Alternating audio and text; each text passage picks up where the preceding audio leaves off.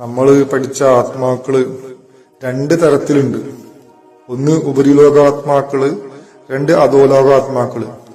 അധോലോകാത്മാക്കളിൽപ്പെട്ട ആത്മാവാണ് റൂഹ് ജമാദി, കല്ലിലുണ്ടാവുന്ന ആത്മാവ്, പരസ്പരം ഒട്ടിപ്പിടിച്ച് ഇരിക്കാൻ സഹായിക്കുന്ന ആത്മാവ്.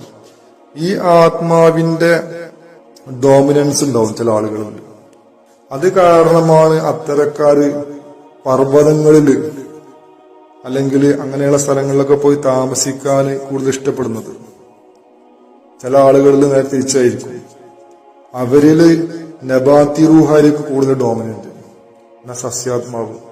അത് കാരണമായിട്ട് അത്തരക്കാര് മരങ്ങളോട്, പൂന്തോട്ടങ്ങളോട്, പൂവുകളോട്, അങ്ങനെയുള്ള കാര്യങ്ങളോടൊക്കെ ഭയങ്കര ഇഷ്ടമായിരിക്കും. അതിന്റെ കാരണം അവരില് ഈ ആത്മാവ് ഡോമിനന്റ് ആണ് എന്നതാണ്. മറ്റു ചില ആളുകളിലാവട്ടെ അവര് ഹയവാനി റൂഹായിരിക്കും കൂടുതൽ. അത്തരക്കാര് മൃഗങ്ങളെ വളർത്താനും അവയോട് ഇടപഴകി ജീവിക്കാൻ ആഗ്രഹിക്കും. കാരണം അവരുടെ ഉള്ളിൽ ഈ ആത്മാവ് ഡോമിനന്റ് ആണ് മറ്റുള്ള രണ്ട് ആത്മാവിനെ അപേക്ഷിച്ചിട്ട്. ഇതൊക്കെ ജിസ്മിന്റെ കാര്യമാണ് പറയുന്നത്. കാരണം ഈ ആത്മാക്കൾ ജിസ്മിലാണല്ലോ ഉള്ളത്. ഇതൊക്കെ ഭൂമിയിലുള്ള ആത്മാക്കളാണ്, ഭൗമാത്മാക്കളാണ്, അല്ലെങ്കിൽ അധോലോകാത്മാക്കളാണ്. ഇനി ഈ മൂന്ന് ആത്മാക്കളെ കൂടാതെ ഈ ഭൗതിക ലോകത്തു നിന്നും വന്ന ഒരു സാധനം ഉണ്ട്. അതിന്റെ പേരാണ് നഫ്സ്. ഞാൻ പറഞ്ഞു നഫ്സ് എന്ന് പറഞ്ഞു കഴിഞ്ഞാല് അതൊരു ശൈത്താനാണ്. നമ്മൾ ജനിച്ച ഉടനെ ഇബ്ലീസ് കൊണ്ടുവന്ന് ഓരോ മനുഷ്യനിലും കുത്തിവെക്കുന്ന ഒരു ജയമാണത്, ഒരു അണുവാണത്. എന്നാൽ ഇന്ദ്രിയ തുള്ളി പോലെ അത് ആ സമയം മുതൽ ആക്റ്റീവാണ്. കാരണം അതിന്റെ ഭക്ഷണം നാറാണ്. നാറ് എന്ന് പറഞ്ഞു കഴിഞ്ഞാൽ ഈ ഭൂമി ലോകത്ത് കിട്ടുന്ന എല്ലാ കാര്യങ്ങളും നാറാണ്, ഫ്രീലി അവൈലബിൾ ആണ്. കാരണം ഈ ഭൂമി ലോകം, ഈ നാസൂത്തിയായ ലോകം ജിന്നുകൾക്ക് വേണ്ടി പടക്കപ്പെട്ട ലോകമാണ്. ജിന്നുകൾക്ക് വേണ്ടി പടക്കപ്പെട്ട ലോകമായതിന്റെ പേരിൽ അവർക്കുള്ള ഭക്ഷണം ഇവിടെ അവൈലബിൾ ആണ്. അത് നഫ്സിന് ഇഷ്ടം പോലെ കിട്ടിക്കൊണ്ടിരിക്കുന്നുണ്ട്. ഒരു മനുഷ്യൻ ജനിച്ച അന്ന് മുതൽ നഫ്സിന് കിട്ടേണ്ട ഭക്ഷണം കിട്ടുന്നതിന്റെ പേരിൽ നഫ്സിയായ ഗുണങ്ങള് അവരില് വളർന്നുകൊണ്ടിരിക്കും. ആദ്യമായി ഈ നഫ്സ് വന്നു ചേർന്ന് കഴിഞ്ഞു കഴിഞ്ഞാൽ മനുഷ്യന് ഒരു ലക്ഷണം കാണിക്കും. ആ ലക്ഷണമാണ് നാവ് മെല്ലെ നനക്കാൻ തുടങ്ങും. കാരണം പാലിന് വേണ്ടിക്കാണ്ട്. എന്നാൽ വിശപ്പ്, ദാഹം, ഇത് നഫ്സിന്റെ ഒരു ക്വാളിറ്റിയാണ്. നഫ്സിന്റെ ക്വാളിറ്റി വേണം മനുഷ്യന്. കാരണം ജീവിക്കണമെങ്കിൽ, ഈ നാസൂത്യ ലോകത്ത് ജീവിക്കണമെന്നുണ്ടെങ്കിൽ നമുക്കിതില്ലാതെ കഴിയില്ല. അത്യാവശ്യമായ കാര്യമാണ്. പക്ഷെ റൂഹിനും റൂഹിന്റെ അഹ്ലുകാർക്കും ഇതിന്റെ ആവശ്യമില്ല. പക്ഷെ അവർക്ക് ഇവിടെ ഒന്ന് നിലനിൽക്കണമെന്നുണ്ടെങ്കിൽ ജിസ്മ ആവശ്യമാണ്. ഇപ്പൊ ജിസ്മ നിലനിർത്തണമെന്നുണ്ടെങ്കിൽ ഈ നഫ്സുള്ളതിന്റെ പേരിൽ നടക്കുള്ളൂ. നഫ്സിന്റെ ആഗ്രഹം കൊണ്ടാണ് ഇതൊക്കെ സംഭവിക്കുന്നത്. ആഗ്രഹങ്ങൾ ആവശ്യമാണ്. ഇപ്പൊ വിശപ്പ് ആവശ്യമാണ്, ദാഹം ആവശ്യമാണ്, അതേപോലെ തന്നെ കംഫർട്ട് ആവശ്യമാണ്, അതേപോലെ തന്നെ വളർന്ന് വലുതായി കഴിഞ്ഞാൽ ഒരു വൈഫ് ആവശ്യമാണ്, കുടുംബം ആവശ്യമാണ്, അതേപോലെ പണം ഉണ്ടാക്കാനുള്ള ആഗ്രഹം ആവശ്യമാണ്. അങ്ങനെ ഒരുപാട് ആഗ്രഹങ്ങളുണ്ട്. ഈ ആഗ്രഹങ്ങളൊക്കെ സ്രോതസ് നഫ്സാണ്, ഈ ജിന്നാണ്. ഈ ജിന്നിന്റെ സ്വഭാവങ്ങളാണ് അതൊക്കെ. പക്ഷെ അത് ജിസ്മിന് ആവശ്യമായതിന്റെ പേരില് എന്തുണ്ട്, അത് നമുക്ക് ചെയ്യേണ്ട കാര്യമാണ്. അത് നമ്മൾ ശരീഅത്ത് പറഞ്ഞിട്ടില്ലെങ്കിലും ചെയ്യും. കാരണം നഫ്സ് ചെയ്യിപ്പിക്കും. ശരീഅത്ത് ഈ വിഷയത്തില് ഒരു കടിഞ്ഞാൻ വെച്ചിട്ടുണ്ട്. നഫ്സ് ലിമിറ്റ് പൊട്ടിച്ചു പോവാതിരിക്കാൻ വേണ്ടിയിട്ട് അതിൽ നിലനിൽക്കാൻ ആവശ്യമാണ്. എന്നാല് പരിധി ലംഘിച്ചു കഴിഞ്ഞു കഴിഞ്ഞാൽ അത് കുറ്റമാണ്. അതിലാണ് ശരീഅത്ത് ആവശ്യം. ശരീഅത്തിന്റെ ലക്ഷ്യം നമ്മള് ആത്മീയതയെ പ്രശ്നം ഉണ്ടാക്കുന്ന, ആത്മീയതയിലേക്ക് പോകുന്ന വഴി മുടക്കാക്കുന്ന കാര്യങ്ങളിലേക്ക് എത്താതെ സൂക്ഷിക്കലാണ്. നഫ്സിനെയും സൂക്ഷിക്കണം, ജിസ്മിനെയും സൂക്ഷിക്കണം. ജിസ്മും നഫ്സും ഒന്നല്ല, രണ്ടാണ്. ജിസ്മിന് ആവശ്യമായ ശരീഅത്തുണ്ട്, അതേപോലെ നഫ്സിന് ആവശ്യമായ ശരീഅത്തുണ്ട്. ജിസ്മിന് ആവശ്യമായ ശരീഅത്ത് കൈകാര്യം ചെയ്യുന്ന ആളുകളാണ് ഭൗതിക ലോകത്ത് കാണുന്ന പണ്ഡിതന്മാര്. അതേപോലെ നഫ്സിന് ആവശ്യമായ കാര്യങ്ങൾ, അതിന്റെ നിയമങ്ങള് അത് ചെയ്യുന്ന ആളുകളാണ് സൂഫി ലോകത്തുണ്ടാവുന്ന മശായിഖന്മാര്. എല്ലാ മശായിഖന്മാരും അല്ല, അവരിലെ താഴ്ന്ന മശായിഖന്മാര്. ഭൗതിക ലോകത്ത് ജിസ്മിന്റെ വിഷയങ്ങൾ കൈകാര്യം ചെയ്യുന്ന പണ്ഡിതന്മാരും ഹക്കാണ്. അവരും അള്ളാഹുവിന്റെ അഹലുകാർ തന്നെയാണ്. പക്ഷെ ആ കൂട്ടങ്ങൾ രണ്ട് വിഭാഗങ്ങളുണ്ടാവും. ഒരു വിഭാഗം ജിസ്മാനിയായിട്ടുള്ള വിഷയങ്ങൾ പഠിപ്പിക്കുന്ന സമയം, അത് കൈകാര്യം ചെയ്യുന്ന സമയം ആത്മീയതയെ ഒഴിവാക്കുന്ന ആളുകളുണ്ട്, അതിന് ഇമ്പോർട്ടൻസ് കൊടുക്കാത്ത ആളുകളുണ്ട്. അവർ ഹക്കല്ല, അവർ ദജ്ജാലിലേക്ക് ചെന്നു ചേരാനുള്ള ഒരു വിഭാഗമാണ്. അത്തരക്കാരാണ് ദജ്ജാലിലേക്ക് ചെന്നു ചേരുക. അതല്ല, ഈ കാര്യങ്ങൾ പഠിപ്പിക്കുന്നതോട് കൂടി റസൂഫാണ് ഇതിന്റെ ഏറ്റവും ഫോക്കസ്, ന്യൂക്ലിയസ് എന്ന് മനസ്സിലാക്കിക്കൊണ്ട് അതിനോടുകൂടി ഈ വിഷയം പഠിപ്പിക്കുന്ന ആളുകൾ ഹക്കായ പണ്ഡിതന്മാരാണ്. അത്തരക്കാര് റസൂലുള്ളാഹി സ്വല്ലല്ലാഹു അലൈഹി വസല്ലമ ഇഷ്ടപ്പെടുന്നവരും റസൂലുള്ളാഹി സ്വല്ലല്ലാഹു അലൈഹി വസല്ലമയുടെ അനുയായികളും തന്നെയാണ്. എന്നാൽ നഫ്സിന്റെ വിഷയം കൈകാര്യം ചെയ്യുന്ന പണ്ഡിതന്മാരാവട്ടെ, അവര് വിലായത്തിന്റെ മർത്തബുള്ള ആളുകളാണ്. എന്നാൽ അത് ചെയ്യാൻ എല്ലാവർക്കും അധികാരമില്ല. അധികാരപ്പെട്ട ആളുകൾ അല്ലാഹു തആല നിശ്ചയിച്ചിട്ടുണ്ട്. അത് നമ്മൾ ചർച്ച ചെയ്യാം ഇൻഷാ അല്ലാഹ്. അപ്പൊ നമ്മള് ശരീരത്തിലുണ്ടാവുന്ന ഈ 3 ആത്മാക്കള്, ജിസ്മ് പടക്കപ്പെട്ട ആത്മാക്കള്, അത് കഴിഞ്ഞ് നമ്മൾ നഫ്സിന്റെ വിഷയം പറഞ്ഞു. നഫ്സ് എന്ന് പറഞ്ഞാല് ശൈത്താനാണ്, പക്ക ഒരു ജിന്നാണ്.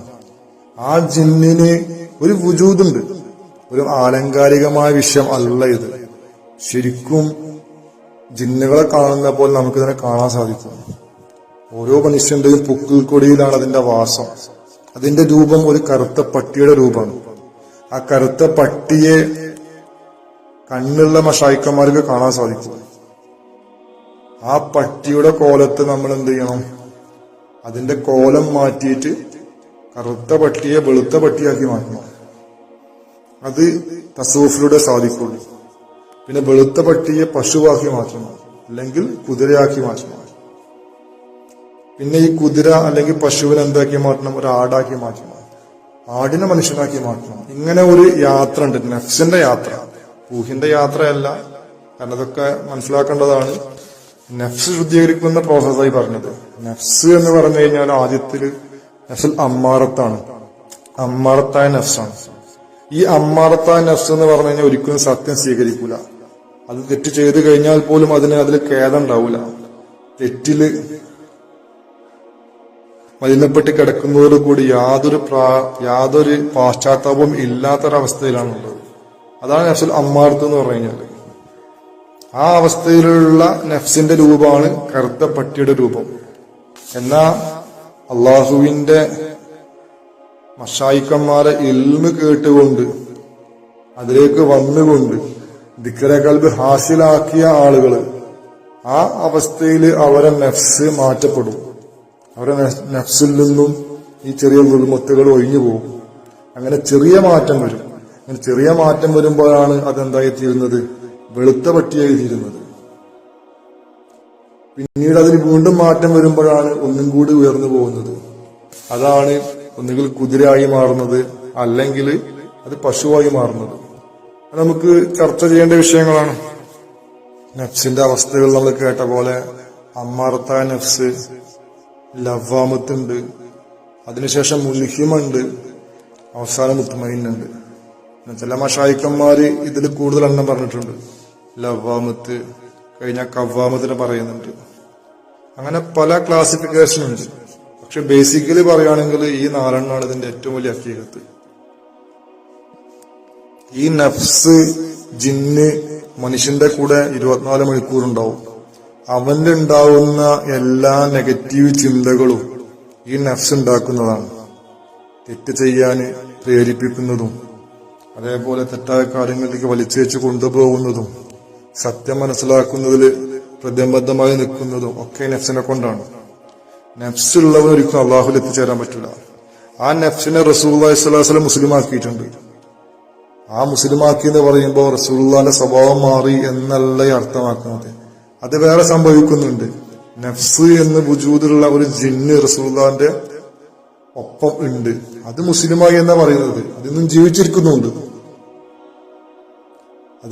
അതിനോട് ബന്ധപ്പെടുന്ന ഔലിയാക്കളുണ്ട്. പക്ഷെ അത് ഒരുപാട് പറയാനുള്ളതാണ്. പക്ഷെ നമ്മൾ നഫ്സ് എന്നുള്ള ഹഖീഖത്ത് എന്താണ് എന്നുള്ളത് മനസ്സിലാക്കുക. അത് ശൈത്താനാണ് എന്ന് തന്നെ മനസ്സിലാക്കുക. ആ ശൈത്താനെ നമ്മൾ മാറ്റാതെ നമ്മളൊരു മുസ്ലിമാക്കി മാറ്റാതെ ഒരിക്കലും നമുക്ക് ആത്മീയതയിലേക്ക് മുന്നോട്ട് പോകാൻ കഴിയില്ല. അങ്ങനെ മുസ്ലിം ആക്കണം എന്നുണ്ടെങ്കിൽ 100 കൊണ്ടേ സാധിക്കുള്ളൂ. ആ 100 കൽബ് ഹയാത്താവുന്ന സമയത്ത് കൽബിൽ നിന്നും ഉണ്ടാവുന്ന 100ആണ്. ആ 100ന്റെ ശക്തി കൊണ്ടാണ് ശൈത്താന് മാറ്റം വരുന്നത്. അതിന് പകരമായിക്കൊണ്ട് റുഹാനിയത്തിൽ മറ്റൊരു മാർഗമുണ്ട്. ആ മാർഗമാണ് നഫ്സിനെ കൈകാര്യം ചെയ്യുന്ന മശായിഖന്മാര്. അവര് മുരീദിനെ കൊണ്ട് ചെയ്യിപ്പിക്കുന്ന മുജാഹദകൾ. ആ മുജാഹദക്ക് ഒരുപാട് സമയം പിടിക്കും, ഒരുപാട് കാലെടുക്കും. എന്നാൽ പോലും നഫ്സ് പരിപൂർണമായി ശുദ്ധിയാവുന്നതും അല്ല. കാരണം നഫ്സിനെ കുറിച്ച് പഠിക്കുന്നവർക്ക് അറിയാം, പ്രാക്ടീസ് ചെയ്യുന്നവർക്ക് തന്നെ ബുദ്ധിമുട്ട് അറിയാൻ പറ്റും. ഇത് ചെയ്യാത്തവർക്ക് ബുദ്ധിമുട്ട് അറിയില്ല, കാരണം നഫ്സ് എന്താണെന്ന് അവർക്ക് അറിയില്ല. അതേപോലെ കൽബ് എന്താണെന്ന് അവർക്കറിയില്ല. അപ്പൊ ഈ നഫ്സ് സദാസമയത്തും നമ്മളെ കൂടെ ഉണ്ട്. അതിനൊന്ന് ഫ്രീഡം കിട്ടുന്ന സമയമാണ് ഉറങ്ങുന്ന സമയം. ഉറങ്ങിക്കഴിഞ്ഞു കഴിഞ്ഞാൽ ഈ നഫ്സ് എന്ത് ചെയ്യും? ജിസ്മിൽ നിന്നും പുറപ്പെട്ടു പോകും. അത് അതിന്റെ കൂട്ടക്കാരുടെ അടുത്തേക്ക് പോകും. എന്ന് പറഞ്ഞ ഇബ്ലീസിന്റെ ആ സംഘത്തോടൊപ്പം പോയി ചേരും. എപ്പോഴാണ് ആ മനുഷ്യൻ ഉണരുന്നത്, സമയം തിരിച്ചു വരും ചെയ്യും. ഇതൊക്കെ സംഭവിക്കുന്നുണ്ട്. ഇപ്പൊ ഈ നഫ്സിന്റെ ഹഖീഖത്ത് അറിയില്ല പലർക്കും. നമ്മൾ പറയുന്ന ഒരു സംഭവമുണ്ട് സയൻസിൽ, മെഡിക്കൽ ഫീൽഡിൽ, സബ് കോൺഷ്യസ് മൈൻഡ് എന്ന് പറയും. കോൺഷ്യസ് മൈൻഡും ഉണ്ട്, സബ് കോൺഷ്യസ് മൈൻഡും ഉണ്ട്. ഈ സബ് കോൺഷ്യസ് മൈൻഡിനെ കൊണ്ടാണ് ഹിപ്നോട്ടിസം ചെയ്യുന്ന ആൾ സംസാരിപ്പിക്കാറ്. ഈ സാധനം തന്നെയാണ് നഫ്സ്. ഇത് രണ്ടും ഒന്നാണ് എന്നുള്ളത് ഡോക്ടർമാർക്കും അറിയില്ല, അതേപോലെ മൂലക്കന്മാർക്കും അറിയില്ല. എന്നാൽ പിന്നെയും ഭേദം ഡോക്ടർമാരാണ്. കാരണം അവർക്ക് ഈ നഫ്സിന്റെ ഉപകാരം എടുക്കാൻ സാധിക്കുന്നുണ്ട്. കാരണം അവർ ആ നഫ്സിനെ കൊണ്ട് പല ജോലിയും ചെയ്യിപ്പിച്ച് പല കാര്യങ്ങൾ അറിയുന്നുണ്ട്. അതിന് പോലും സാധിക്കുന്നില്ല മൂലക്കന്മാർക്ക്. സ്വന്തം ശരീരത്തിലിരിക്കുന്ന ഈ നഫ്സിന്റെ ഉപദ്രവങ്ങൾ എന്താണ് എന്നോ അതിലെങ്ങനെ ശുദ്ധീകരിക്കാൻ പറ്റുമെന്നോ അത് ഇന്ന സാധനം ആണെന്ന് അവർക്കറിയില്ല. ആ നഫ്സിന്റെ ഒരുപാട് കാര്യങ്ങൾ നമുക്ക് പഠിക്കാനുണ്ട്. ആ നഫ്സിന്റെ ഭക്ഷണം എന്താണ്? ഫോസ്ഫറസ് ആണ്. ഫോസ്ഫറസ് എന്ന് പറഞ്ഞാൽ എന്താണ്? എല്ലിന്റെ ഉള്ളിലുണ്ടാവുന്ന ഒരു മൂലകാണത്. ആ എല്ലിന്റെ ഉള്ളിലാവുന്ന മൂലകവും ഇന്നവരെന്താ ബന്ധം? അപ്പൊ നിങ്ങൾ റസൂലുള്ളാഹി സ്വല്ലല്ലാഹു അലൈഹി വസല്ലം ഹദീസ് ആലോചിച്ചാൽ മതി. ജിന്നിയുടെ ഭക്ഷണം എന്താണ്? എല്ലാണ്. എല്ലിൽ നിന്നുണ്ടാവുന്ന ഫോസ്ഫറസ് അവർക്ക് ഇഷ്ടമാണ്. ആ ഫോസ്ഫറസ് അവരുടെ ഭക്ഷണമാണ്. അത് നഫ്സിന്റെ ഭക്ഷണമാണ്. ചില സ്ത്രീകൾക്ക് ഉണ്ടാവുന്ന വെള്ളപ്പൊക്കെ ഉണ്ടാവാൻ കാരണം ഇതാണ്. കാരണം എന്താണ്? ജിന്നുകൾ വന്നിട്ട് ഈ എല്ലിൽ നിന്നും ഈ ഫോസ്ഫറസ് വലിച്ചു കുടിക്കും. ആ വലിച്ചു കുടിക്കുന്ന കാരണത്താലാണ് അവർക്ക് വെള്ളംപോക്ക് ഉണ്ടാവുക. അതിന്റെ അവശിഷ്ടങ്ങളാണ് വെള്ളംപോക്കായി തീരുന്നത്.